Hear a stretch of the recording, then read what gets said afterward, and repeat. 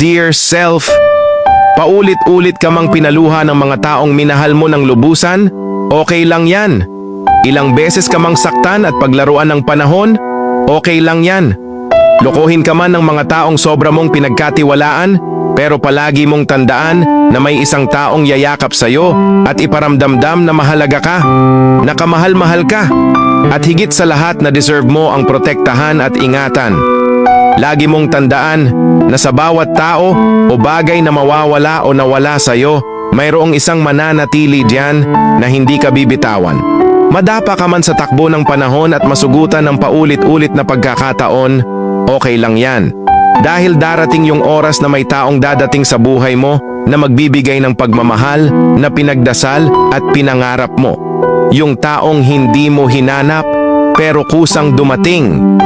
Yung taong yayakap sa'yo kapag malungkot ka. Yung taong pupunasan ang iyong mga luha tuwing umiiyak ka.